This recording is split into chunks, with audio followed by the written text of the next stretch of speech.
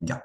Entonces, como les mencionaba previamente, en cuanto a la epidemiología de las fracturas de la mano, vamos a tener que son parcialmente más frecuentes, una relación 1 a 2 más o menos en hombres que en mujeres. La presentación va a estar dada por el rango de edad y adicionalmente por el lugar de la mano al que nos refiramos. Entonces, como se grafica en la imagen de la derecha, podemos evidenciar que hay una mayor frecuencia de las fracturas de las falanges, iniciando por la punta del dedo hasta la falange proximal en los primeros años de vida, posteriormente en la edad escolar y preadolescente, hacia los 12 años, vamos a tener una incidencia de fracturas a nivel de los metacarpianos y los adolescentes que se acercan ya a la edad adulta es en quienes vamos a encontrar muy frecuentemente, pero son quienes presentan las fracturas a nivel del carpo. Principalmente, pues la más frecuente de ellas que va a ser la fractura de escafoides. Otro dato importante de lo que revisé en la literatura es que existe pues una tendencia a que estas fracturas por el rango de dificultad, por digamos el temor que en muchas ocasiones hay, tanto en los servicios de urgencias como cuando se valora por un ortopedista, digamos, sin mucha experiencia en este campo, se ha demostrado que hay una alta incidencia, digamos, de remisión o contrarremisión en los que muchas veces digamos, la resolución definitiva, tanto diagnóstico como el manejo de los casos, va a ser dado por un cirujano de mano. Entonces, digamos que es un dato importante a tener en cuenta. En cuanto a la presentación de fracturas expuestas, pues esta va a estar dada en un 4%, que no es despreciable, pero que se va a relacionar precisamente con los mecanismos de trauma más frecuentes de las fracturas de punta de dedo, donde son traumas por aplastamiento, en los que muchas veces el compromiso de esa matriz unguial va a dar precisamente paso a pues, presentar una fractura expuesta de la falange distal. Y otro dato, digamos, de generalidad importante es que la gran mayoría de estas fracturas, precisamente por tener, digamos, varios de los núcleos de crecimiento y muchas de esas fracturas darse cercanas a la fisis, son candidatas a manejo no quirúrgico, dejando tan solo un 10%, digamos, en generalidades que se requieren de manejo quirúrgico. Esto, como ya les había mencionado, digamos que hay que tener en cuenta el gran chance que vamos a tener estos pacientes con la remodelación y a considerar que las deformidades, digamos, en el plano sagital, que van a ser en los rangos de movimiento de precisamente de las falanges y de los metacarpianos, van a tener una mayor posibilidad de remodelación, contrario si tenemos una deformidad en el plano coronal o una mal rotación de las mismas, las cuales van a ser indicación de manejo quirúrgico. Ahora, continuando, digamos, con lo que les mencionaba de la dificultad y que influye en la presentación de estos casos, pues como les mencionaba, los núcleos de crecimiento de los niños van a ser en diferentes etapas. Entonces, de esto depende que, como se ve en esta diapositiva, podemos ver que los núcleos de crecimiento a nivel del metacarpiano, perdón, del carpo, se van a dar por encima, por posterior a los 5 años en la gran mayoría, lo cual hace que, digamos que el niño en los primeros años de vida tiene unas estructuras cartilaginosas que van a servir a su vez digamos, un mecanismo protector para no tener unas fracturas a ese nivel, tolerando, digamos, más las fuerzas axiales cuando estos pacientes se caen o tienen traumas a esos niveles. Y pues explica por qué en los adolescentes, ya cuando hay una osificación y hay un mecanismo de trauma, se parece más a la epidemiología y a la presentación de los adultos con fracturas a nivel de los metacarpianos. Y esta precisamente nos muestra cómo a nivel de los metacarpianos y las falanges, pues van a haber unas osificaciones más tempranas, lo cual se va a relacionar con esa epidemiología de presentación. Ahora, dentro de las fuerzas deformantes, vamos a tener diferentes fuerzas deformantes para cada tipo de fractura. Digamos que aquí quise traer algunas de las más importantes por la forma de presentación de las lesiones más frecuentes para que tengamos en cuenta ahorita que las vayamos a desarrollar. Recordamos que pues en el tendón terminal del aparato extensor va a dar precisamente a que cuando haya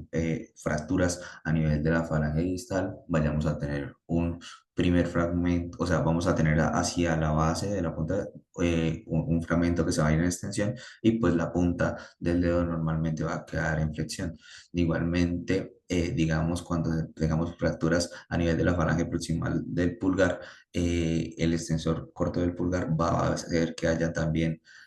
un primer momento de flexión y el resto del dedo vaya a quedar así en flexión.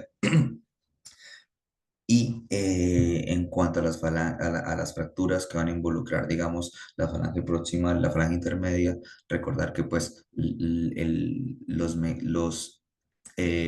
tendones del extensor común de los dedos va a presentar de igual manera este tipo de deformidad en el que adicionalmente tenemos que tener las bandas laterales, el componente del mecanismo ligamentario lateral que puede llegar a darnos una desviación también en el eje coronal. Esto también lo traía para reflejar cuando tenemos fracturas a nivel de la región metafisiaria con eh, el flexor el profundo de los dedos y el flexor largo de los dedos en el que vamos a tener esta deformidad. Y como les mencionaba, la parte de los colaterales. En cuanto a la aproximación clínica, igualmente como les mencionaba con los radios, vamos a necesitar una radiografía AP y una radiografía lateral de la mano. Y en estas fracturas cobran mayor importancia las radiografías oblicuas y las radiografías contralaterales. Esto precisamente para caracterizar mejor digamos, cuando haya un desplazamiento mínimo en las radiografías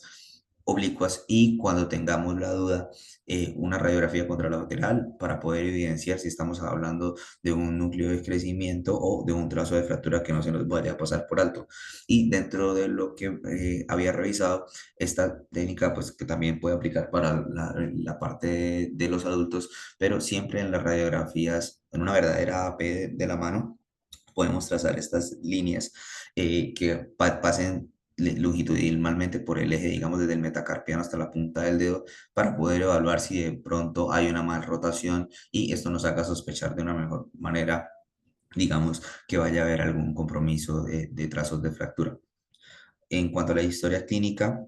pues lo que ya les mencionaba, el mecanismo de lesión y del grupo etario nos va a permitir, digamos, tener una mejor aproximación diagnóstica y se resalta la dificultad del examen físico en el niño precisamente por la colaboración. Entonces es muy importante, digamos, que la observación y la inspección de estos pacientes de una manera, digamos, como lo mencionan ellos, natural, evidenciar cómo está la postura de la mano, la disposición que vayan a tener alguno de los dedos en los que haya el trauma y los estigmas de trauma que vayamos a tener para poder sospechar, digamos, y orientarnos. Entonces, empezando con las fracturas de la falange distal, hay un artículo de un autor que revisé, que es el doctor Vergara, de la Sociedad Colombiana de Ortopedia Infantil, y él mencionaba a detalle, digamos, algunas de las casuísticas que tenemos acá en Colombia con respecto a la falange distal, de las cuales les voy a hablar a continuación. Entonces, como les mencionaba, el principal mecanismo de trauma va a ser el aplastamiento y como generalidad, cuando tengamos una uña intacta y una fractura no desplazada, pues van a ser fracturas que van a ser candidatas al manejo no quirúrgico. Por el contrario, una lesión de la placa unguial puede que no requiera un manejo con osteosíntesis o fijación de la fractura, pero en muchos de los casos, para prevenir deformidades asociadas, es necesario hacer el adecuado manejo de los tejidos blandos y de la placa unguial, haciendo una extracción de esa uña, hacer la reparación de la matriz si se presenta algún daño y de esa manera, pues prevenir tanto infecciones como deformidades que de pronto pueden quedar a nivel de la punta del dedo. Entonces, en estas fracturas de la falange distal vamos a tener dos fracturas, digamos, muy propias del niño también, que están dados por ese mecanismo de aplastamiento que son más hacia la parte distal, una estructura que en los primeros años de vida está compuesta en su mayoría todavía por un cartílago y por eso vamos a tener, digamos, en ocasiones dificultades para hacer el diagnóstico cuando no hay una adecuada osificación todavía de esta región. Entonces, las fracturas de penacho son las fracturas de la falange distal. En la gran mayoría de estos casos no se va a requerir manejo con osteosíntesis, sino manejo, como les mencionaba, de los tejidos blandos, cuando haya compromiso del lecho igual. Algo que se discutía dentro del artículo que les mencionaba y de la experiencia del doctor Vergara era el hecho de que está escrito que cuando hay más del 50%, digamos, de un hematoma subungual, está escrito que hay que hacer una reparación y un abordaje del mismo. Ellos describían que pues hay una correlación en la que no siempre, porque que esté por encima del 50%, es necesario hacer ese manejo, perdón, se encuentra una lesión propia de la matriz unguial. Sin embargo, si tenemos un dedo que está haciendo un hematoma, que está haciendo dolor, sí es propicio al menos hacer el drenaje con una aguja hipodérmica para drenar ese hematoma y, digamos, corregir la sintomatología del paciente sin necesidad de ser llevado a un procedimiento quirúrgico, digamos, mayor con reparación de la matriz. Y estas son otras fracturas propias que hablaban de las fracturas de la falange distal, que son las falanges en capuchón, que como les mencionaba en estas imágenes, podemos ver que aunque se podría llegar a pasar, aquí ya había un primer núcleo, digamos, en que se está osificando y que, digamos, no hacer un adecuado seguimiento, un adecuado diagnóstico de esas fracturas cuando se presentan de esta manera, pues pueden llegar a generar deformidades, tanto a nivel de la uña como una deformidad ósea a nivel de la punta de, estas fracturas en capuchón pues están, son muy similares a las fracturas de Seymour, están dadas principalmente en menores de 6 años y esto precisamente es lo que puede llegar a pasar. No se hace un adecuado diagnóstico y posteriormente cuando hace digamos, proceso de consolidación, se da la consolidación con una deformidad como esta, en la que el fragmento distal está en extensión y pues va a generar una deformidad residual. Ese es el artículo que les mencionaba, del doctor Enrique Vergara, donde ellos pues miraron las fracturas de la falange distal y establecieron una clasificación catalogada como la clasificación DF, que es una clasificación que digamos, tiene en cuenta el compromiso dorsal, el compromiso volar y la presencia o no de un trazo de fractura en esas fracturas de la falange distal. Entonces, cuando hablamos del compromiso dorsal, nos estamos refiriendo sobre todo al compromiso que pueda llegar a tener a nivel de la uña, principalmente si no hay lesión, si hay una lesión de la matriz estéril en la parte más proximal o si hay un compromiso de la matriz serinal, adicionándole la letra P cuando hay una lesión del paroniquio por la parte dorsal, en las partes laterales. Y lo interesante de esta clasificación es que guiar al tratamiento cuando tengamos este tipo de lesiones, pues vamos a tener la necesidad de pronto de hacer una sutura de la matriz unguial, sobre todo en las grado 2. Y cuando tengamos compromiso de la parte volar, sobre todo cuando hay lesiones avulsivas, con lesiones de la punta de dedo que van a requerir de pronto una remodelación del mismo, entonces ellos nos dividen si no hay lesión, si hay lesión del pulpeo distal o del pulpeo proximal y nos van a recomendar hacer, digamos, la sutura y los colgados más clásicos en PNG para poder hacer una cobertura adecuada. Y con respecto a los trazos de fractura, bien si son distal, tercio medio, tercio proximal de esa misma falange distal, en las fracturas de penacho, digamos, que según el desplazamiento, ellos consideran hacer el manejo con fijación, pero como les mencioné, es lo menos frecuente. Y con respecto allá cuando involucran el fragmento proximal, ahorita les voy a mostrar, según cuando presente compromiso articular o dedo de martillo o la presentación de la fractura de Seymour que se puede dar más hacia esta zona y adicionando, digamos, un compromiso de la región dorsal, pues va a requerir un manejo quirúrgico en la mayoría de los casos. Ahora, con respecto a esa parte proximal, pues precisamente vamos a poder tener tanto el mecanismo que va a dar la parte proximal, el extensor largo, y va a darnos esta deformidad en dedo de martillo, o vamos a poder tener, digamos, un compromiso más a través de la fisis con este fragmento, digamos, esta parte de la falange distal más proximal que va a tener un compromiso a nivel del lecho unguial, y estos serían las presentaciones de las fracturas de Seymour que vamos a ver más adelante. Entonces, las fracturas en dedo de martillo predominantemente va a ser en mayores de 12 años. El mecanismo de lesión siempre es pues un mecanismo de lesión axial con una flexión forzada, y esto va a hacer que la articulación interfalángica distal pues vaya a quedar extendida y resulta en la avulsión de ese tendón con esa deformidad. Digamos que si las clasificamos de una dentro de la clasificación de Halter-Harris, pues se van a presentar como una tipo 3 y una tipo 4 a nivel de la fisis con estas dos formas digamos, de avulsión.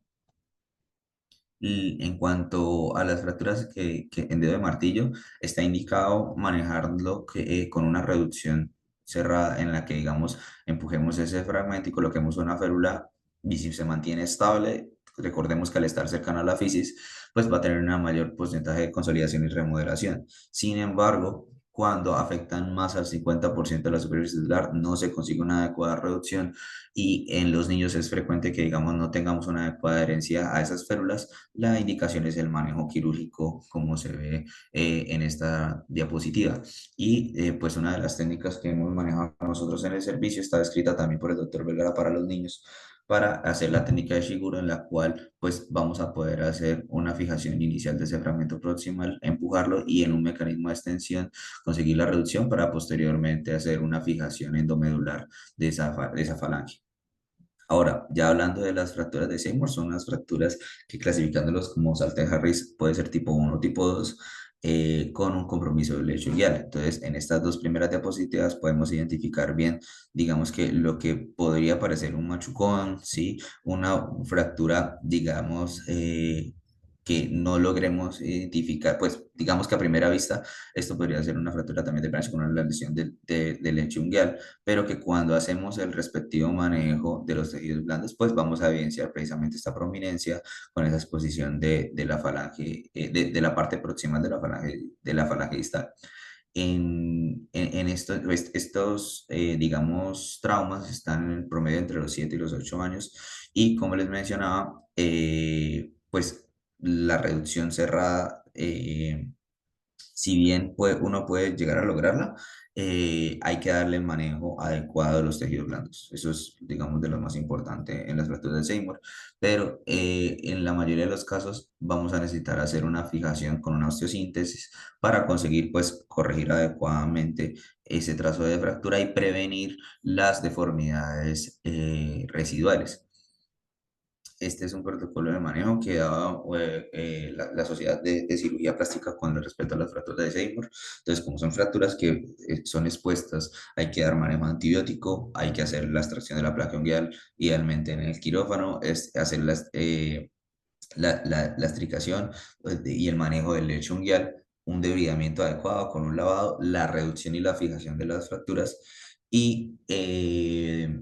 esta fijación, o digamos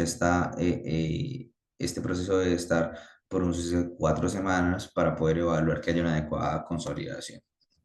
Ya pasando a las fracturas de la falange media y la falange proximal, otras fracturas importantes en este grupo etario, digamos en los niños, son las fracturas condilares. Estas fracturas que van a poder llegar a tener un compromiso articular, como podemos ver, pues ya sea parcial o completo, largo hacia la diáfisis, o de uno solo de los cóndigos, o incluso podemos tener unas fracturas bicondilias. Estas fracturas perdón, está con indicación de hacer un tratamiento con fijación, o hacer una osteosíntesis en las etapas tempranas en las que podamos hacer la reducción. ¿Qué mencionaban en la literatura? Uno podría hacer un intento de una reducción cerrada. Sin embargo, recordemos que pues al comprometer parte de la fisis, muchos intentos de reducción cerrada pueden llegar a ser más perjudiciales para esa placa de crecimiento. Entonces podríamos hacer un abordaje ¿Qué es lo que ellos mencionan? Hacer un abordaje por una sola de las caras en las que yo vaya a manejar mi fragmento y hacer mi reducción y evitar hacer, digamos, un doble abordaje que en algunos casos estaba descrito porque van a tener digamos, una mayor probabilidad de que en esta zona comprometamos la perfusión que vaya a llegar a esta parte de la falange y podamos tener, digamos, como está descrito en casos de necrosis vascular de ese cóndilo y con una deformidad residual. Entonces, digamos, en los casos agudos, intentar la reducción cerrada más fijación percutánea. Si necesitamos hacer una incisión, a recordar que hacerla por una sola de las caras para manipular y posteriormente hacer la fijación. ¿Cómo hacer la fijación? Pues digamos en los más niños está escrito y si es posible conseguir una estabilidad adecuada, la fijación con clavos de Kirchner y digamos que en pacientes más grandes cercanos a los adultos está escrito también hacer la fijación con tornillos de cabeza ocultable. Avanzando con las fracturas del cuello de la falange, pues estas se representan en el 13% de las fracturas de dedo del paciente pediátrico. Suele presentarse con la angulación volar en el ápice y es más frecuente en el quinto dedo de los niños, en el el niño meñique, perdón. Este tipo de fractura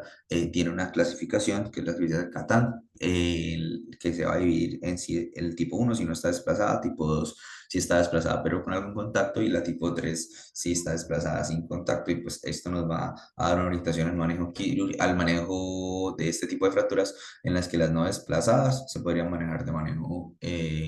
no quirúrgico. Las fracturas desplazadas de pronto van a requerir una manera de reducción y podrían ser candidatas a manejo no quirúrgico también, pero las fracturas desplazadas que no están en contacto son las que tienen indicación de manejo quirúrgico. Eh, Estas fracturas, digamos que también tienen ese problema cuando vayamos a hacer los abordajes de que puedan llegar a presentar necrosis vascular a nivel de esa región más distal de la falange y tienen factores de mal pronóstico cuando hay una combinación de la cabeza de la falange, cuando hay una fractura epifisiaria concomitante o los casos 3 en los que no hay ningún tipo de contacto. Y con respecto al manejo, como les mencionaba, pues podemos intentar inicialmente una reducción cerrada y si no podemos, pues hacemos está muy desplazada, pues vamos a hacer una fijación, como acá podemos ver en la imagen con un clavo de Kirchner. Estos son otros ejemplos de la fijación en la que, pues, de una manera similar, aunque acá están más claras las diferentes técnicas para fijación, podríamos hacer una fijación bien sea con un clavo de Kirchner, como están las dos imágenes inferiores, o incluso está escrito hacer la fijación con pines paralelos desde la falange, desde la parte más distal y la parte más proximal para hacer una fijación entre ambas falanges, la falange más proximal. Entonces, en cuanto a las falanges ahora proximales, también una fractura característica, es la fractura estapada. Esta fractura va a estar dada, el nombre que reciben sobre todo las fracturas del cuarto y quinto dedo sobre la base de la falange proximal. Son fracturas comunes y en su cercanía a la fisis de la base de la falange van a ser fracturas Alter-Harris tipo 2 representadas hasta en el 33% de los casos y estas fracturas generalmente van a realizar con una deformidad volar y con una desviación hacia la ápice radial, tanto por el mecanismo de trauma como por las fuerzas deformantes que actúan a ese nivel. Esta descripción también, como digamos en la mayoría de niños, podemos hacer un primer intento de una reducción cerrada, algo que al momento no he mencionado, pero que sí escribí en las fracturas de radio y aplica igual para la mano, es que fracturas que tengan un tiempo de evolución mayor a los 7 días, es preferible llevarlas al manejo quirúrgico para evitar, digamos, un mayor daño de esa fisis y por el contrario, pues los casos más agudos sí podríamos intentar hacer una reducción cerrada y que en este tipo de fracturas de la base de la falange proximal pues tienen también un buen desenlace. Sin embargo, recordemos, si hay una malrotación que puede estar asociada a estas fracturas de la base hasta en el 2%, lo ideal es llevar al manejo quirúrgico con una reducción cerrada y una fijación con clavos percutantes. Esto pues para recordar la maniobra de reducción, la maniobra de jazz, recordemos que podemos colocar un objeto que nos sirva de punto de fulcro para poder llevar esa parte más distal de la falange hacia radial en este caso, para poder hacer una alineación adecuada de esa fractura, como vemos en este ejemplo. Y pues ya cuando tengamos unas fracturas, digamos, más marginales y con presentaciones más rotación o que vamos a saber que no son candidatas a una maniobra de reducción cerrada, lo ideal es llevar a fijación percutánea. En cuanto a las fracturas diaphragmáticas de la falange, pues no hay mucha diferencia con respecto a lo que se puede llegar a hacer en adultos, solamente pues que por ser el niño vamos a tener una mayor chance de que haya una adecuada consolidación de las fracturas si hacemos una adecuada reducción y una adecuada inmovilización que, retomando otra vez al doctor Vergara, dentro de la casuística de él, idealmente es, una vez que se hace la reducción, una inmovilización con un yugo y hacer una protección con una férula dorsal. Él mencionaba mucho y hacía mucho énfasis en los niños, hacer la protección solamente por dorsal para pues, no hacer una férula Bull-Harter clásica que digamos nos vaya a dar una mayor rigidez y no por palmar para pues precisamente evitar la rigidez también de esa parte flexora, sino una protección por la parte dorsal. Y como les mencionaba, pues va muy bien con el manejo no quirúrgico, hasta el 80% van a poder tener la indicación del manejo conservador. Ya pues lo que se salga de este grupo en el que podamos dar manejo no quirúrgico, como fracturas muy desplazadas o mal rotadas, pues vamos a tener la indicación de hacer el manejo con clavos de Kirsch.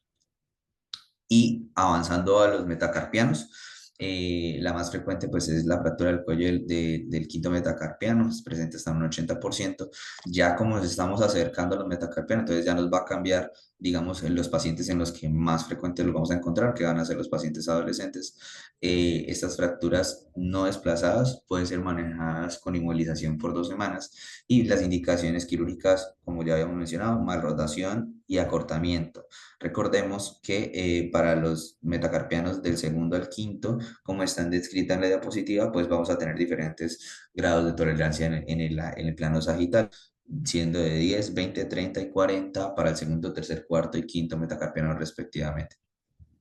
Ahora, este tema pues es importante. Las fracturas metacarpianas del pulgar, pues digamos que tienen un apartado completo. Ellas se van a diferenciar si vienen de la epífisis, si vienen de la diáfisis, y cuando involucran, digamos que la parte más cercana a la diáfisis, van a tener una clasificación que fue las que traje acá. No conseguí muchas de las imágenes. Espero que de pronto ahorita más adelante con el doctor Álvaro encontremos algunos de estos casos, pero de la base del metacarpiano del pulgar, la clasificación está dada por una tipo A, cuando se produce entre la fisis, la unión proximal el trazo transverso, o puede ser ligeramente oblicuo. Y esto va a hacer que pues haya una angulación en dirección radial y al ápice y pueda presentar incluso esta impactación cubital. De las más frecuentes van a ser las fracturas Alter-Harris tipo 2, que acá en la clasificación aparte que ofrece la Rockwood, se consideran tipo B, donde vamos a tener un fragmento metafisiario y un fragmento diafisiario que se aduce por el aductor del pulgar y que va a estar adaptado hacia proximal por el aductor largo del pulgar. Y estos patrones de fractura se asemejan a lo que es un ven en el adulto, como vamos a ver ahorita en la tipo D de este mismo grupo de fracturas. Sin embargo, la diferencia, digamos, acá con la tipo B es que no hay una luxación de la articulación metacarpofalángica, sino pues solamente el trazo de fractura con esa desviación. Mientras que, como les mencionaba, hablar primero de las tipo de, son fracturas que ocurren a través de la fisis, puede ser una grado 3 una, perdón, una tipo 3 una tipo 4 y al comprometer la superficie articular, puede ser lo que se conoce como el vene pediátrico, donde va a haber una adducción, una migración proximal del fragmento de la base y de la diáfisis, y al tener un compromiso articular puede haber una subluxación de la articulación carpometafalángica. Entonces, ¿cómo manejar este tipo de fracturas? Tenemos los tres escenarios en los que, digamos, si tenemos una fractura tipo A, que como les mencionaba, involucra más hacia la diáfisis, podemos hacer una reducción cerrada, una inmovilización con yeso y tratar de mantener esta inmovilización durante 4 a 6 semanas, pero con un control estricto semanal para poder evidenciar que no haya desplazamiento. La reducción cerrada y fijación percutánea me llama la atención que lo menciona como primera indicación, el fallo de la reducción cerrada con inmovilización en este tipo de fracturas y pues la fijación se va a dar como se ve acá con clavos de Kirchner. Y ya las fracturas de tipo D, que son esas fracturas conocidas como el Bennett pediátrico, pues sí está indicado el manejo quirúrgico, donde vamos a necesitar hacer una reducción abierta con un abordaje ovular sobre la articulación carpometafalágica del pulgar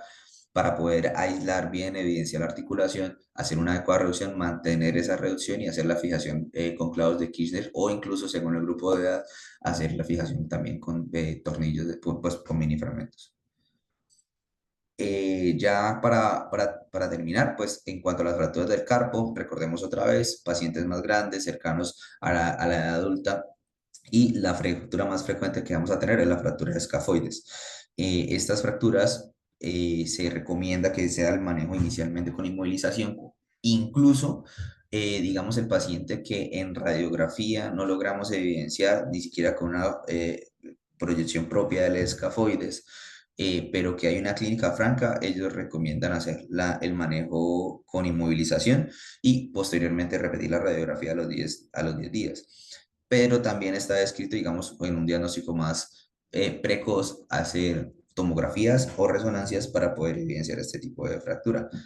Y digamos que está descrito el manejo no quirúrgico con las fracturas, que en el caso de los niños va a ser más frecuente que se presenten hacia el polo distal. Las fracturas del polo distal en los niños pues son las más candidatas al manejo no quirúrgico y puede tener un buen proceso de consolidación.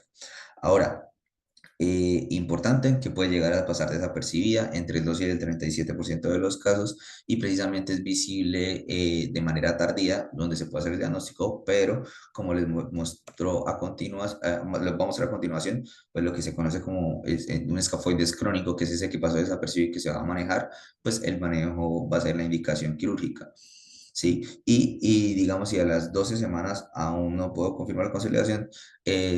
pues ellos indican que hay una tomografía, si todavía tenemos perdón, en los casos de fracturas que se dieron manejo no quirúrgico,